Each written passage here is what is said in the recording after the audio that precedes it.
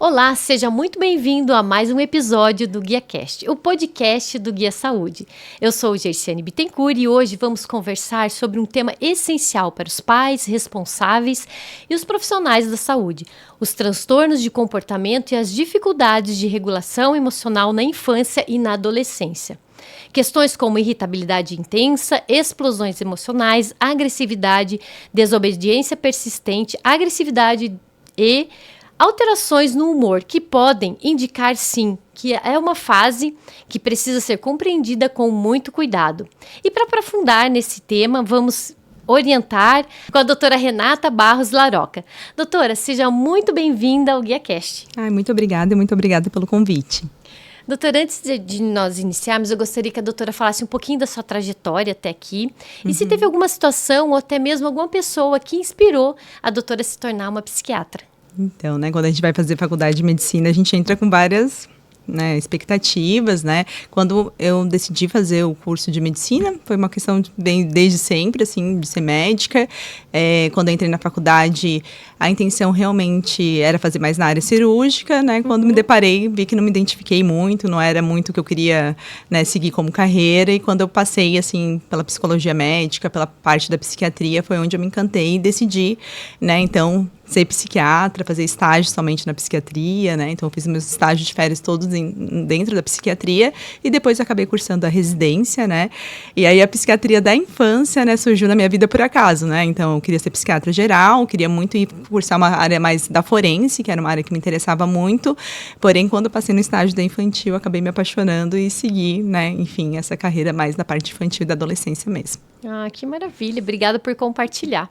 E, doutora, para nós começarmos com a sua entrevista, o que caracteriza um transtorno de comportamento na infância, na adolescência, e por que é tão importante diferenciar esses comportamentos típicos de um sinal de alerta? Então, assim, quando a gente vai falar, assim, de transtorno de comportamento na infância e adolescência, a gente tem que entender que que vai ser um padrão de comportamento persistente, E que vai fugir de um padrão de normalidade naquela faixa etária, Quando a gente vai falar mais dos transtornos, Então, a gente tem que lembrar também que é na infância e na adolescência que a gente está construindo, as questões comportamentais.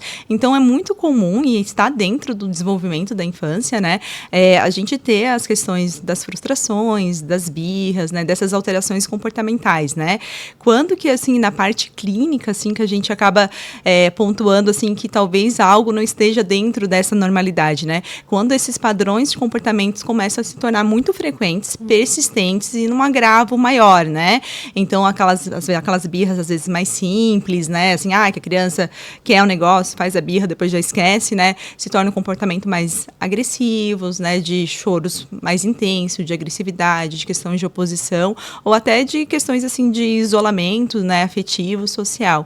E aí é onde liga aquela lanterninha, assim, de alerta, Que aquilo ali não está dentro do desenvolvimento normal, Que alguma coisa está acontecendo com aquela criança ou com aquele adolescente e que ele pode, sim, estar em sofrimento, em relação à parte mental mesmo. E aí é onde a gente tem que ter essa sensibilidade de identificar o que está dentro do desenvolvimento normal e o que realmente não está mais dentro desse desenvolvimento, que está sendo algo de sofrimento e que a gente pode estar se deparando com um transtorno psiquiátrico mesmo, Ah, entendi. Então, qualquer sinal que é diferente da normalidade, é importante estar observando que pode ser algo além de uma normalidade mesmo. Isso mesmo. Tá certo. Entendendo um pouco sobre o que é um transtorno opositor desafiador, que essas alterações de comportamento, e é uma das principais, esse transtorno é uma das principais formas de identificar, certo?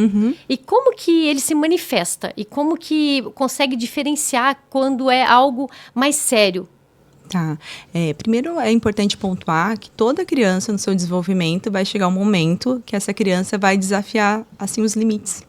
Então, isso é uma coisa natural. Então, que ela vai se opor, que ela vai ter um enfrentamento com os pais, Isso vai acontecer de uma forma normal, Então, quando que a gente pode estar na frente do transtorno, opositor desafiador, Quando esses comportamentos de oposição, eles são extremamente mais agravados, E eles são persistentes, Numa intensidade muito grande. E aí, a gente vai ter aquela criança, assim, que vai enfrentar as figuras de autoridades. Então, não é somente em casa que ela desafia os pais, mas na escola, escola, às vezes com os pares.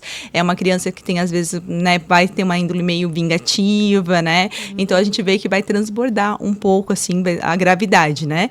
E aí, a gente acaba identificando, assim, que a gente pode estar na frente do transtorno opositor desafiador. O DSM-5, ele traz como um critério para a gente fazer o diagnóstico, né? Que esses sintomas, eles têm que estar presentes pelo menos, no mínimo, 6 meses de uma forma contínua na vida dessa criança, né?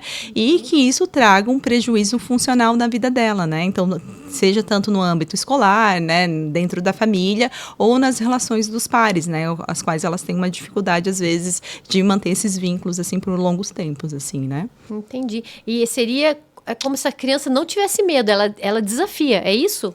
É uma forma que ela não consegue, na verdade, assim, não é aquela criança. A gente tem um costume de pensar que o Todd, que a gente chama de uma forma carinhosa, né? É aquela criança mal educada, que não tem limites, aquela criança problemática, né? Entendi. E não é sobre isso. Ela não consegue regular as emoções. Então, ela tem uma situação que ela não consegue, né, conter aquelas emoções. Então, ela transborda, né, essas emoções. Então, ela não faz de uma forma, assim, proposital, assim, né? E aí, realmente, ela acaba tendo esses, né, que a gente fala que esses comportamentos, assim, disruptivos, assim, e que causam tanto sofrimento e angústia, né, das famílias que acabam tendo essa criança dentro de casa, assim, né? Entendi. E também tem que ter um olhar para os pais em relação a essa situação também, né? Porque às vezes talvez não sabe identificar ou não sabe o que está acontecendo e demora muito para buscar uma ajuda e acaba talvez até judiando um pouco mais essa criança. Não pode acontecer isso também? Acontece bastante, né? Então, que a gente vê, assim, que os pais não conseguem lidar com a situação, porque realmente é uma situação que se a gente parar para pensar e se colocar no lugar dos pais, assim, é tentado de tudo e realmente, às vezes, as coisas não funcionam, né? Os limites não são obedecidos, né? E aí existe um esgotamento emocional dos cuidadores, assim, e acabam, às vezes, realmente não conseguindo lidar com a situação e, às vezes, perde o controle da situação e acaba adoecendo junto com a criança, né? Então, é legal perceber os sintomas desde o início, né? Para que a gente não consiga deixar chegar nesse nível, assim, né? Que a família acaba desorganizando inteira, né? Então, às vezes, a gente tendo esse olhar, assim, de um diagnóstico precoce, assim, ajuda a criança a aprender a regular essas emoções e a gente consegue reestruturar essa família de uma forma, assim, mais tranquila e positiva para eles, assim, né? E quanto mais novo, mais fácil de se controlar, de fazer uma mudança, não é? Exatamente. Então, sempre que a gente, né, consegue fazer um diagnóstico precoce, assim, a intervenção precoce, né, na idade, a gente vai ter um resultado, assim, no futuro, assim, um prognóstico um pouco melhor, assim, né? É muito bom trazer esse conhecimento e para a gente poder entender mais o comportamento dos pequenininhos, né? Porque às vezes, não, porque é desobediente, porque não respeita, porque não é... E às vezes não é nada disso, é o que a doutora explicou sobre o transtorno desafiador mesmo, né? Quais são os fatores que contribuem para o surgimento desse transtorno? Não sei se vai incluir um pouco de temperamento, o ambiente familiar. Quais são as questões emocionais? Como que surge tudo isso, doutora? O que a gente, né, entende nos estudos, né, quando a gente vai estudar um transtorno psiquiátrico, é que ele nunca vai ser um fator único, né? A gente fala que é multifatorial, né? Então, no transtorno opositor desafiador, a gente observa que a gente vai ter tanto alterações biológicas, né, quanto ambientais e quanto emocionais. Então, é esse tripé, né, que forma o transtorno, né? E a gente tem que lembrar, assim, claro, que o fator ambiental, então, que é o ambiente familiar, vai influenciar de uma forma, assim, muito direta e significativa para a gente acabar desenvolvendo um transtorno opositor desafiador, né? Então, a gente fala que ambientes muitos, assim, de famílias disfuncionais, desorganizadas, onde é uma família que tem muitos, assim, conflitos, muitas brigas, que não tem, às vezes, né, uma rotina adequada, horários, limites, vai ser um ambiente, assim, muito favorável para a gente ter uma criança mais disfuncional que possa, sim, se tiver uma carga genética importante, desenvolver o transtorno. Então, a gente tem que lembrar que muitas crianças têm essa carga genética, que a gente fala que é a formação, assim, uma coisa assim, mais química mesmo, de uma herança genética, e que daí essas crianças que têm já essa herança genética, elas são crianças mais reativas, são crianças mais explosivas, que não sabem lidar bem com frustrações, né? E aí, se a gente tem um ambiente que, né, propício, assim, que vai estimular esses comportamentos, o desenvolvimento, né, do transtorno opositor desafiador pode acontecer nessas situações, assim, né? Entendi. E num ambiente familiar que não tem essa harmonia, potencializa tudo isso. Potencializa, né? Então, né, a gente fala que um dos pilares do tratamento, né, é trazer a família para o tratamento. A orientação, assim, dos pais é fundamental para o tratamento, né? Além do tratamento individual, né? Claro, né? Da criança, né? Mas os pais, sem os pais, não é possível fazer esse tratamento de uma forma tão efetiva, assim. E, doutora, quando a doutora chega com essa situação, explicando para os pais, eles têm algum receio que eles também precisam ter acompanhamento, eles precisam de uma ajuda também? Tem um certo receio? Falam, não, eu não preciso, é só ele que está precisando. O que acontece eu falo assim que qualquer pai e mãe tem muita expectativa, né, idealização de um filho perfeito, né? Então, quando a gente está de frente com um filho que está passando por alguma situação problemática, os pais, eles querem justificar de toda forma, né, e tentar, assim, né, mostrar que não tem culpa daquela situação, né? Então, eles chegam muito, assim, no consultório com muito medo do julgamento, né? Assim, será que eu falhei como pai, falhei como mãe, né? Não soube dar limites para o meu filho, né? Então, muito importante quando eles vêm procurar, né, um profissional que tenha esse acolhimento dos pais, essa compreensão do todo o transtorno, que a gente consiga explicar muito bem para eles, né, se eles serem acolhidos, que isso ajuda muito eles a entrarem num tratamento. Então, quando isso não é feito, eu acho, de uma forma efetiva, existe essa resistência. Não, é só ele que é o problema, é ele que tem que se tratar, eu não quero me tratar, né? Mas quando a gente acaba tendo esse vínculo com os pais e a gente abre um ambiente sem julgamentos, né? Esses pais, eles se sentem, sim, muita vontade em aceitar ajuda e buscar tratamento em conjunto com a família, e é onde a gente tem mais sucesso, assim, no tratamento mesmo. Ai, que maravilha. É muito bom a doutora comentar sobre isso, porque alguns pais que estão assistindo, talvez... é minha culpa, não é? E aqui é um ambiente seguro, a doutora traz um ambiente seguro para a família, então tira uma carga, né, muitas vezes de culpa. E é muito sério os pais carregarem uma culpa que às vezes não tem nada a ver, né? É um problema que tem que ser tratado de outra forma. Muito obrigada. Sobre as dificuldades de comportamento, o que isso vai afetar? Vai afetar o desenvolvimento social na escola? Como que tudo isso acontece, esse emocional da criança e do adolescente? O que a gente sabe, né, de um transtorno não tratado, principalmente na questão do transtorno opositor desafiador, que a gente vai ter prejuízos funcionais bem significativos na vida dessa criança, né? Então, por exemplo, no âmbito escolar, né, essa criança, ela vai sempre estar em conflitos, né? Então, seja com os professores, seja com os colegas de classe, né?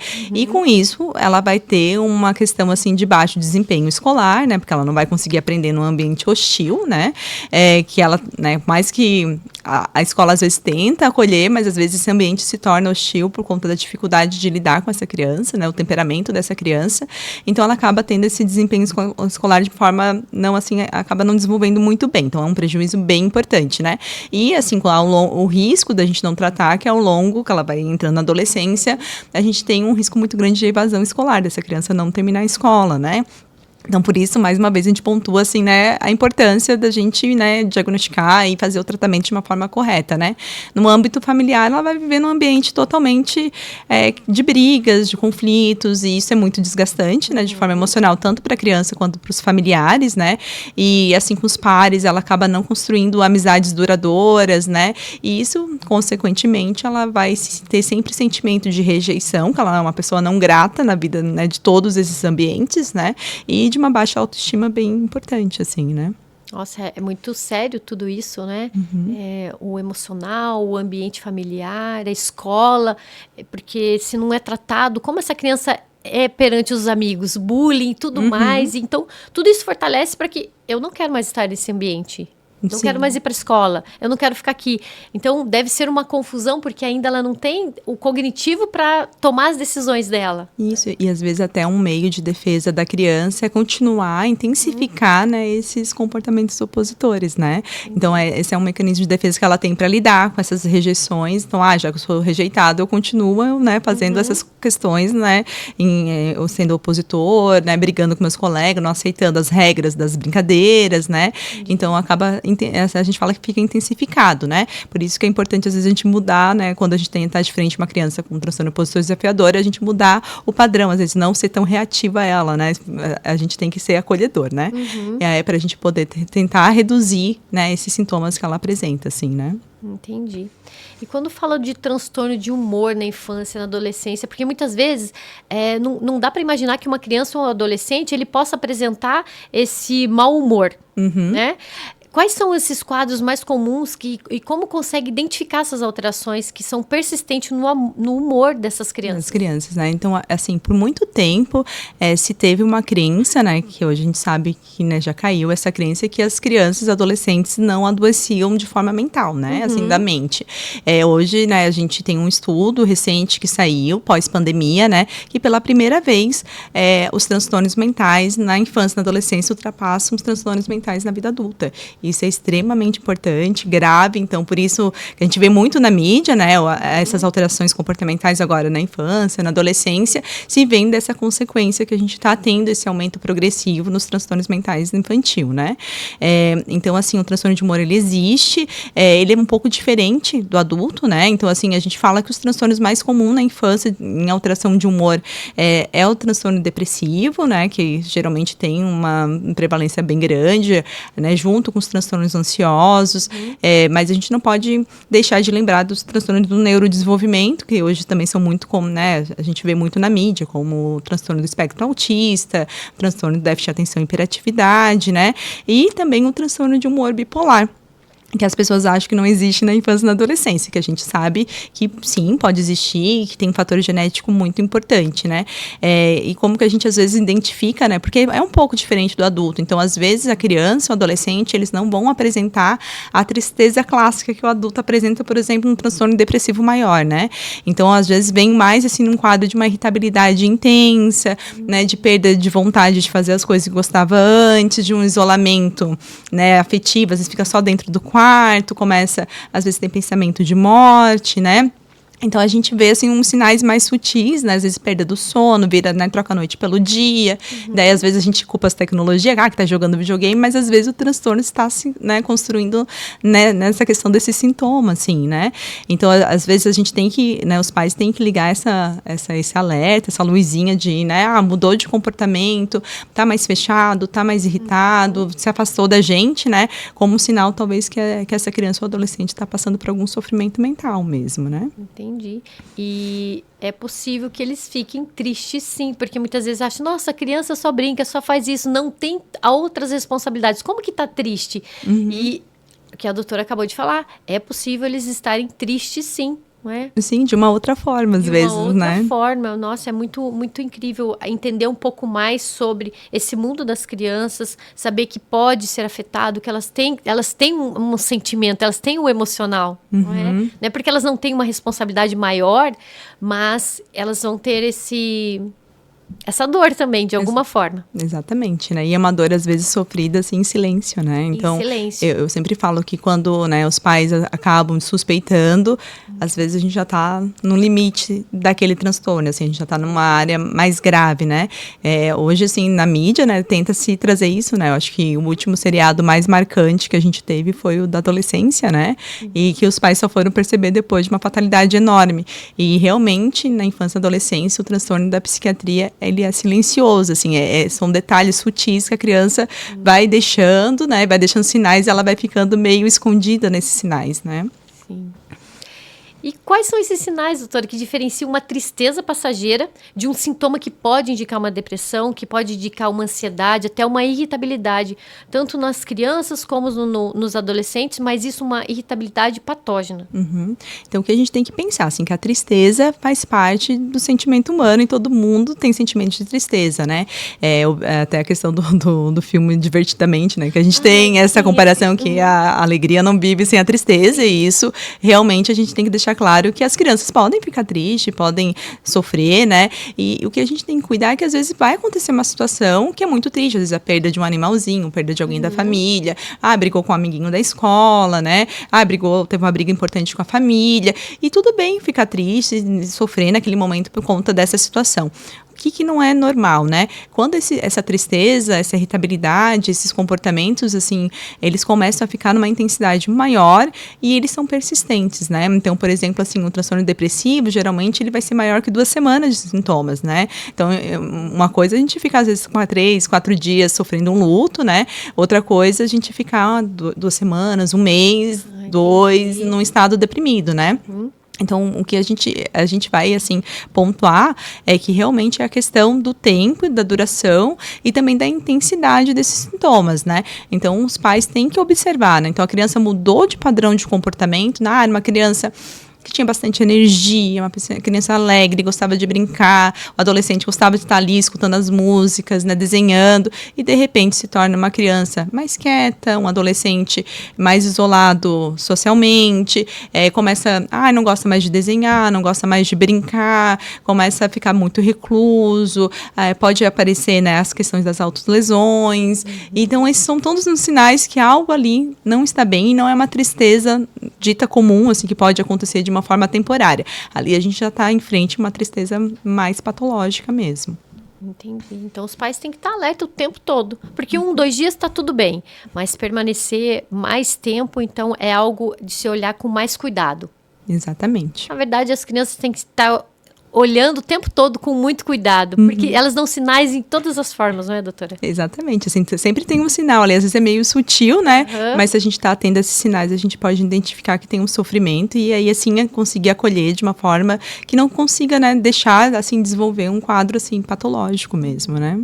E quando esse diagnóstico, ele é precoce, quando não é identificado precocemente, isso pode afetar na autoestima dessa criança, desse adolescente, no aprendizado, no relacionamento? Tudo isso vai influenciar? Sim, com certeza, né? Então, quando a gente não identifica de uma forma precoce, né? Eu falo, assim, que a vida que era colorida, ela vai ficando meio preta e branca na vida dessas crianças e adolescentes, né?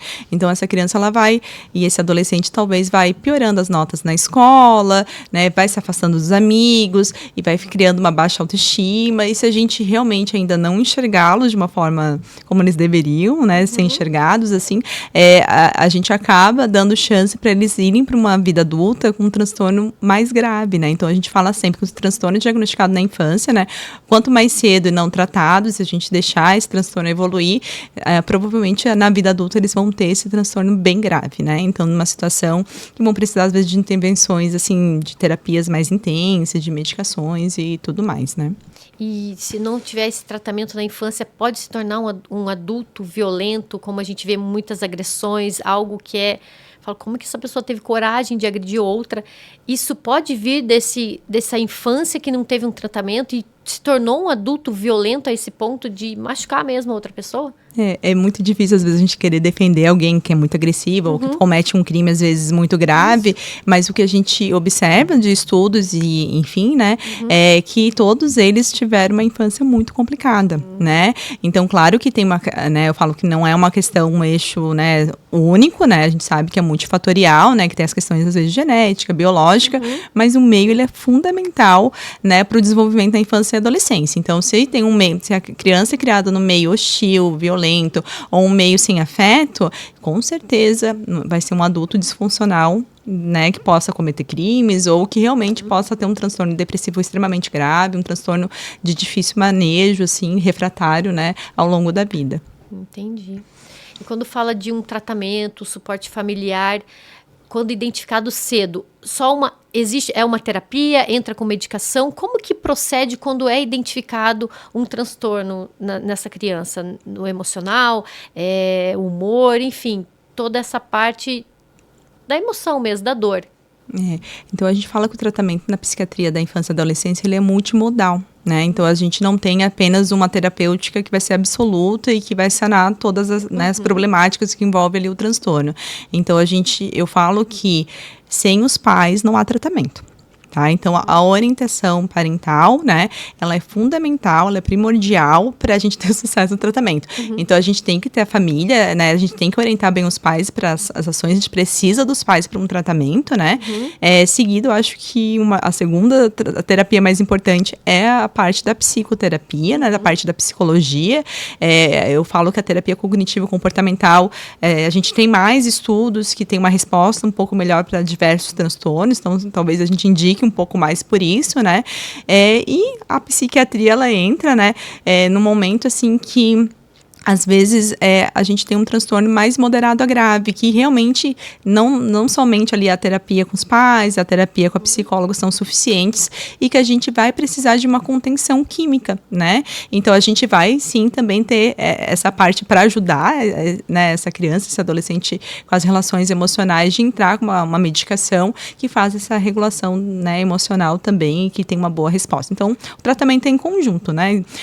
A gente fala que quando a gente trata de criança, nunca há uma pessoa só responsável, né? Então, a gente tem que contar muito com a família, com a escola, com os profissionais de saúde nesse tratamento para ter um sucesso realmente no acompanhamento e a gente ter essa criança desenvolvendo muito bem, assim, sabe?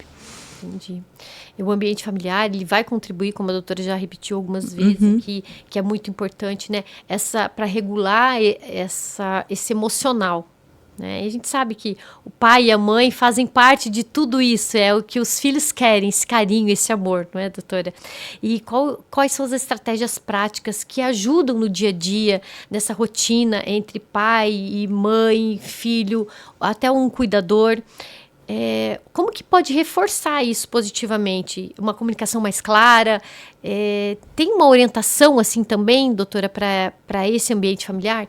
Tem, a gente faz essa orientação, assim, de um ambiente seguro, né? O que seria esse ambiente seguro? Então, o ambiente seguro é onde os pais, ou os cuidadores, né? Quando não são os pais propriamente ditos que fazem, eles vão criar um ambiente onde a gente vai ter, assim, uma rotina, né? Então, criança e adolescente necessitam de rotina. Então, tem que ter hora para acordar, tem que ter hora para dormir, hora para tomar banho, hora para fazer atividades escolares, hora de lazer, né? Isso, né, estruturar os limites, o que é certo, o que não é errado, né? Se fez alguma coisa errada, ter as consequências das coisas erradas, né? Isso não é viver num quartel, assim, né, general, sim, assim. Isso é colocar, isso é criar um ambiente seguro, né? E a questão da comunicação, eu acho que sem comunicação e diálogo, não tem como você saber como está a situação. Se a gente não se comunicar bem, as coisas saem muito mal entendidas, né?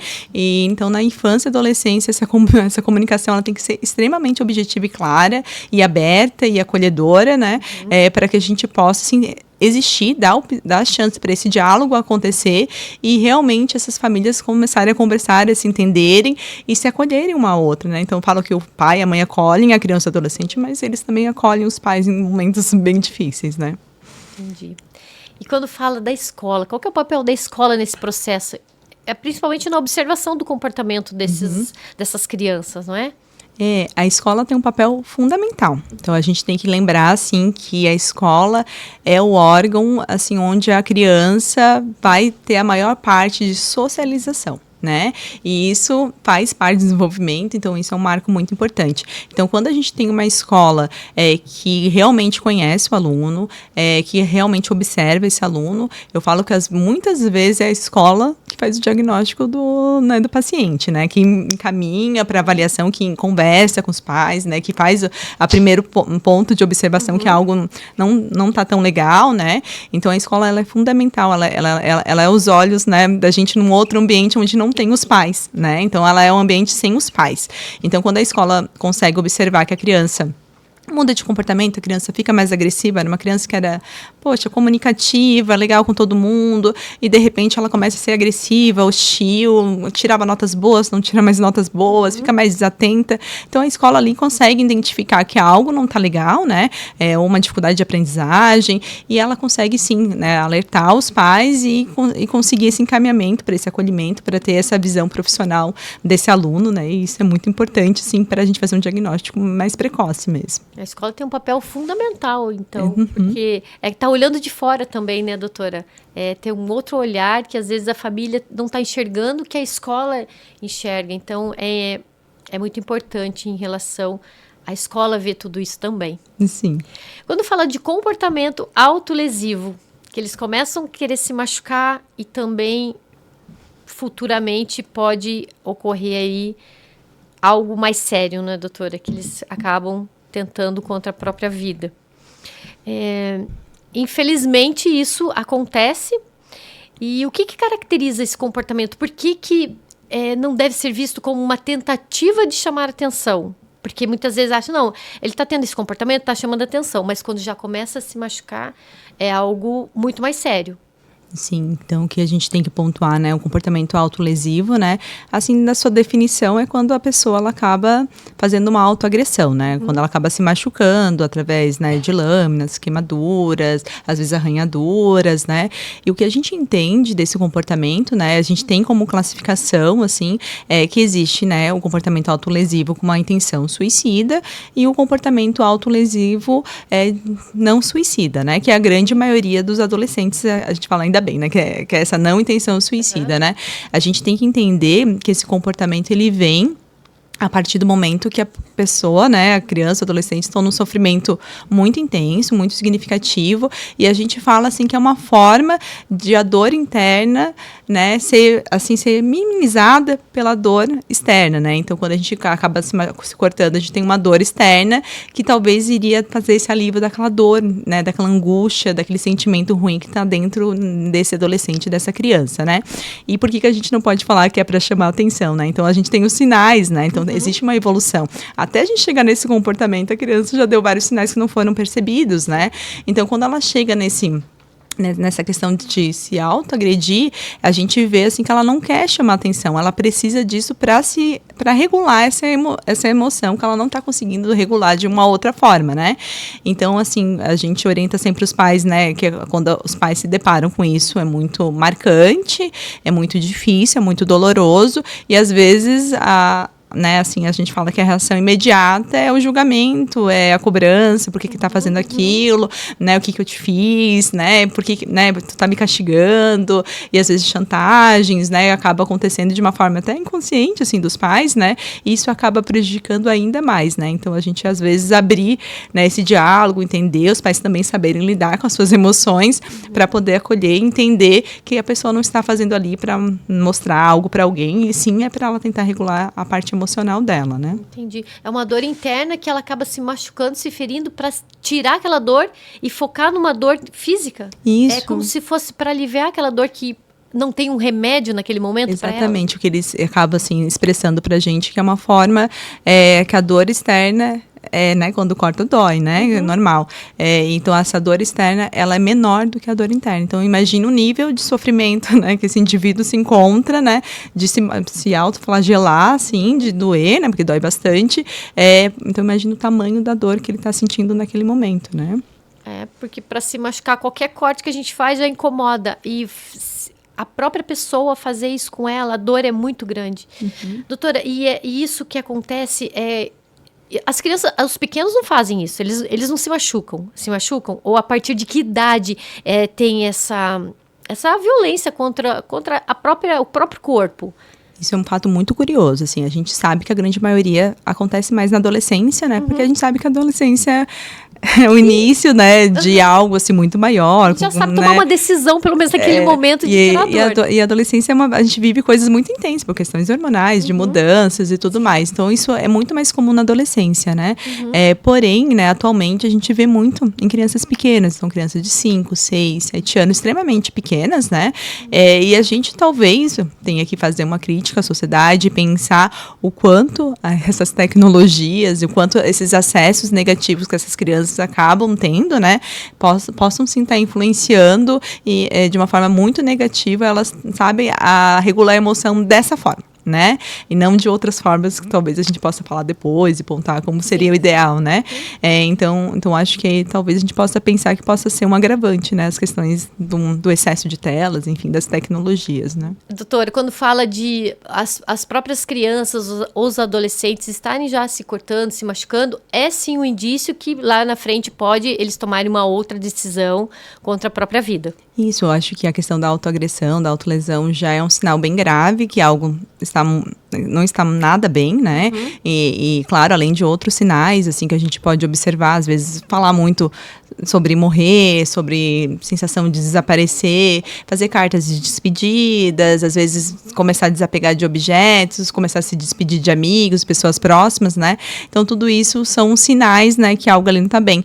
O interessante de adolescentes, né, a gente seguir eles, né, nas redes sociais, né, às vezes os amigos que ajudam muito os pais, né, porque às vezes põe um texto, alguma coisa lá que tá falando muito sobre morrer, sobre despedida, né, e isso já são sinais bem alarmantes, né, que algo ali não tá legal e que talvez sim tenha uma intenção suicida acontecendo naquele momento, né. Entendi. E quando a doutora fala sobre os amigos, quando os amigos percebem, ou até a própria pessoa fala para um amigo, o amigo, ele tem coragem de ir até o pai e falar sobre o que está acontecendo, eles conseguem chegar para o pai e falar isso, orientar, falar, olha, fulano tá com alguns pensamentos, ele fez algumas coisas. O amigo é amigo do pai também nesse momento, doutora? Falo que um bom amigo, né, faz isso, né? Então, a gente, assim, a minha experiência, assim, né, com os adolescentes, a maioria, quando eles acabam comentando para os amigos, eles acabam, sim, tomando uma decisão, né, uma frente, e acabam ligando para os pais, ou às vezes, né, quando não tem muito contato, tem muita vergonha, né, de achar que vai trair o amigo, né, após uma confissão, conta para os seus próprios pais, né? E aí os pais fazem esse caminho, assim, de alertar o outro pai e mãe que, né, tá tendo essa ideação suicida, tá tendo esse risco, né? Mas geralmente eles acabam, sim, entrando em contato com alguém, seja com os pais, seja com alguém da escola, um adulto de confiança, né? Para buscar ajuda e proteção do amigo mesmo, né? Ai, muito bom ouvir tudo isso, e até mesmo os jovens que estão ouvindo, né, doutora, se vê alguma coisa diferente com o amigo, peraí, acho que eu preciso falar pro meu pai, alertar, estar sempre alerta aos amigos também. Eu acho que isso é ser um bom amigo, não um traidor, isso né? Mesmo, porque às vezes, você me traiu, enfim, isso é ser um bom amigo. Doutora, nós temos um bloco aqui que são perguntas dos nossos pacientes da Guia Saúde. São 4 pacientes, a gente só coloca um nome aqui, não é o nome do paciente, a gente não abre essas informações, mas tem perguntas dele para a doutora. A primeira pergunta aqui é a Ana, que ela pergunta: como diferenciar essas birras típicas da infância, de comportamento, que realmente precisam de uma avaliação psicológica, uma avaliação psiquiátrica?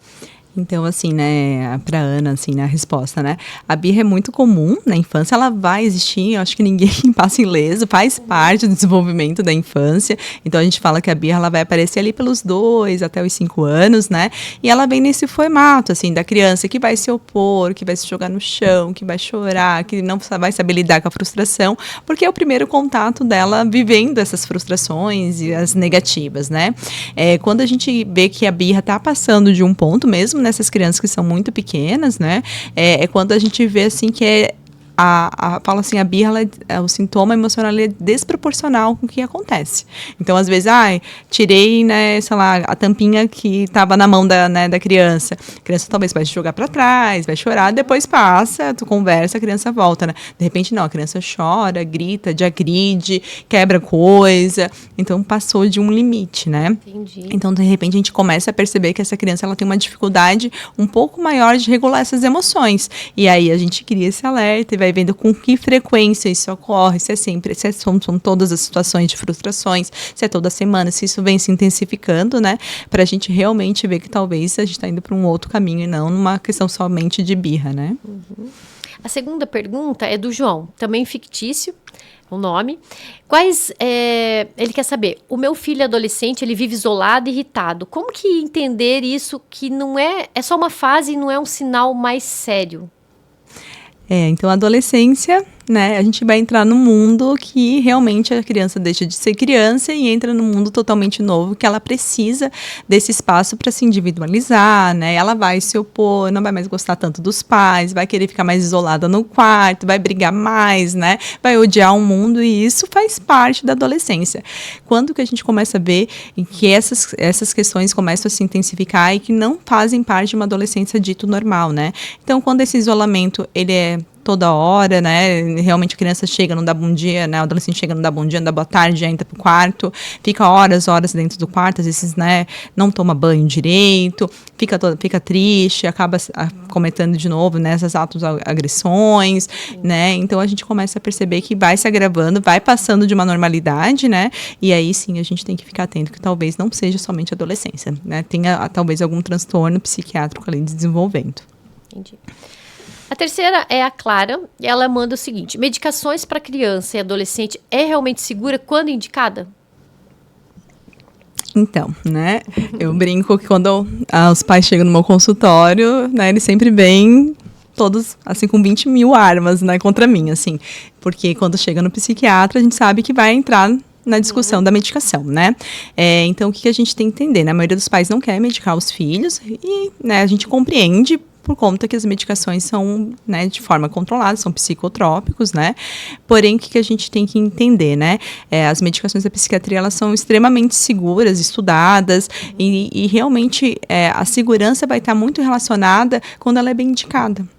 Então, quando a gente faz um diagnóstico, né, bem preciso, quando essa criança está num acompanhamento, né, tanto com a psicologia, com a psiquiatria, né, de uma forma regular, a gente consegue fazer essa indicação mais assertiva de uma forma mais segura, né?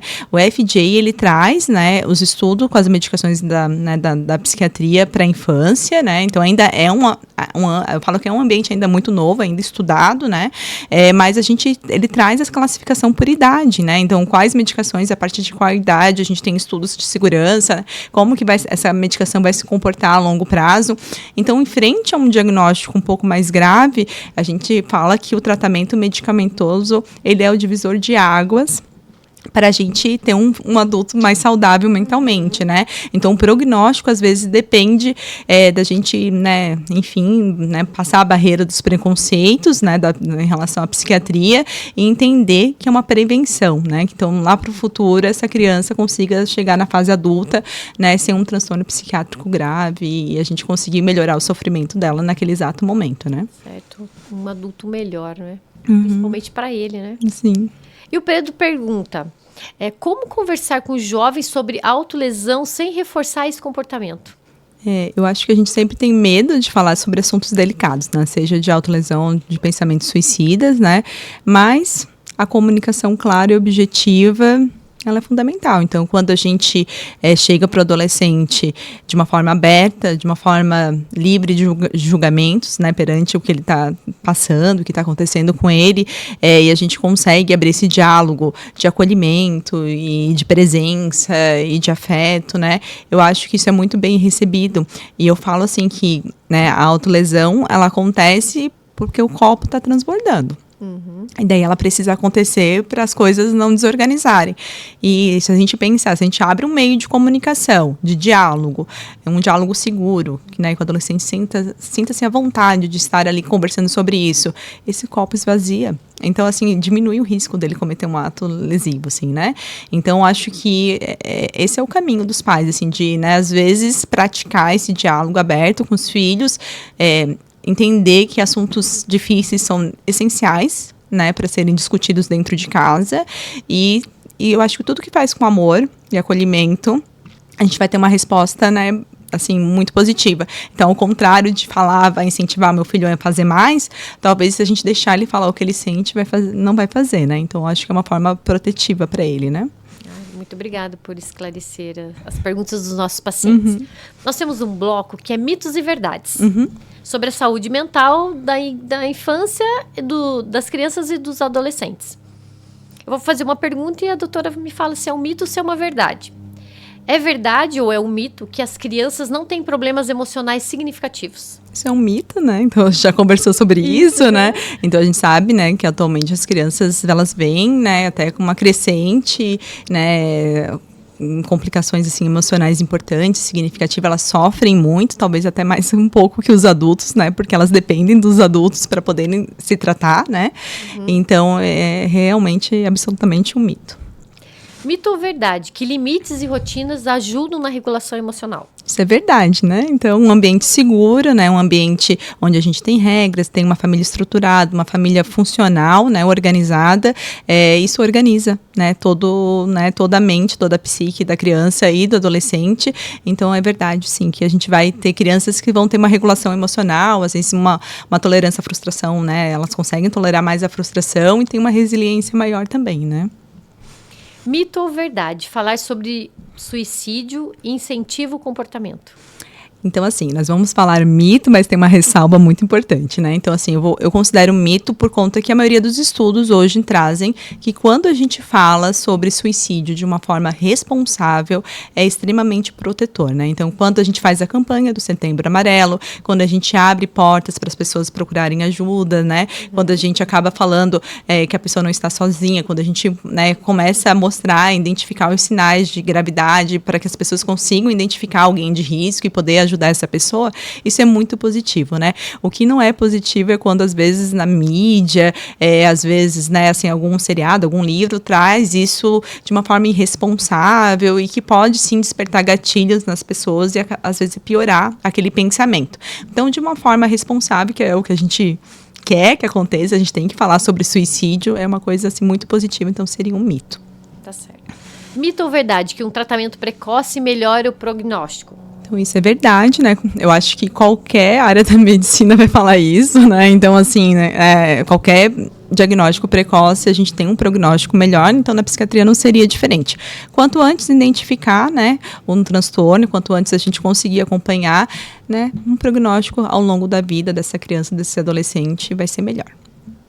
Tá certo. Doutora, nós estamos caminhando para o final e eu gostaria que a doutora deixasse uma mensagem para os pais, para os responsáveis, sobre essa importância de acolher, de observar e também buscar uma ajuda especializada diante de mudanças de comportamento das crianças e dos adolescentes. Eu acho que a mensagem que fica da parte da psiquiatria infantil é que o transtorno na infância e adolescência ele existe. As questões emocionais elas são muito importantes, né, para a gente construir um adulto saudável. Então, os pais não estão sozinhos, né? Então, sempre que tiverem medos, suspeitas, né, acabam entendendo que serão acolhidos por profissionais de saúde, pela escola, aprender a identificar. E eu acho que a mensagem final é você entender que a comunicação é fundamental na infância e adolescência. Então, abrir esse diálogo seguro em casa, né? Às vezes, os pais procurarem tratamento pessoal para conseguir fazer esse diálogo aberto, né? Quanto mais diálogo, mais preventivo é. A gente costuma falar, assim, que a criança, a criança com alteração comportamental não é um problema, né? Quando ela vem, ela não está te trazendo um problema, ela está buscando ajuda. Então, escute a criança. Tá certo. Doutora, muito obrigada, imensamente grata pela sua entrevista, pelas informações, tudo muito importante, esse olhar com carinho para as crianças, para os adolescentes, trazer um ambiente seguro para os pais. Muito obrigada pelo dia de hoje, por todas as informações que a senhora passou aqui para a gente e até a próxima. Até a próxima, eu agradeço muito o convite. Ficamos por aqui e eu espero você no próximo episódio. Tchau!